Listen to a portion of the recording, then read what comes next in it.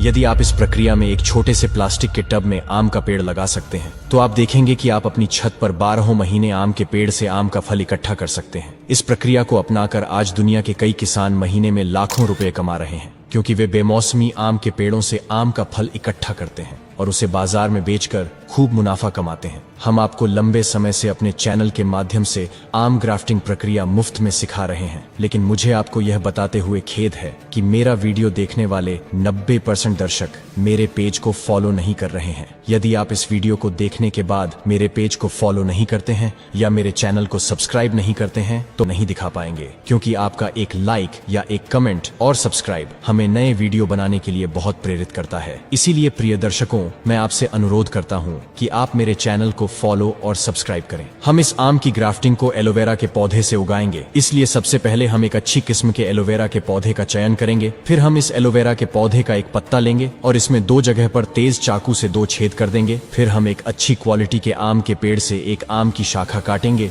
और इस आम की शाखा से एक एक करके सभी पत्तियों को हाथ से हटा देंगे और शाखा को 2 भागों में विभाजित कर देंगे। इसके बाद हम इन आम की 2 टहनी को एक तेज चाकू से छील लेंगे। फिर हम इस आम के पेड़ के बाहरी तरफ थोड़ा सा कोकोपीट लगाएंगे। कोकोपीट नारियल के पेड़ के खोल से बना एक पदार्थ है जिसे आप बाजार में आसानी से खरीद सकते हैं। अब हम इस आम के पेड़ की 2 शाखाओं को एलोवेरा के पौधे के छिद्रित भाग में भर देंगे। अब हम इस आम के पेड़ की छोटी शाखाओं को काले गोंद की मदद से कसकर मोड़ देंगे। अब हम इस एलोवेरा पौधे की पत्ती को एक पॉलीथीन से ढक देंगे और इसे अच्छे से बांध देंगे और यह सुनिश्चित कर लेंगे कि पॉलीथीन किसी भी तरह से पंचर न हो जाए। अब हम इस आम की टहनी के साथ एलोवेरा के पौधे को 30 दिनों तक बगीचे में सुरक्षित स्थान पर रखेंगे। आप इन 30 दिनों के दौरान कभी कभी आएंगे और सुनिश्चित करेंगे कि हमारा पॉलीथीन बैग किसी भी तरह से फटे नहीं। यदि ग्राफ्टिंग करते समय हमारा पॉलीथीन बैग फट जाता है तो हमारी ग्राफ्टिंग प्रक्रिया सफल नहीं होगी, क्योंकि बाहरी धूप और बाहरी कोटिंग हमारी ग्राफ्टिंग प्रक्रिया को नष्ट कर देगी। 30 दिन बाद जब आप इस एलोवेरा के पौधे से पॉलीथीन हटाएंगे तो आपको आम की छोटी छोटी पत्तियां शाखाओं से निकलकर आसमान की ओर झांकती हुई नजर आएंगी। इसे देखने के बाद आपका मन खुशी से झूम उठेगा।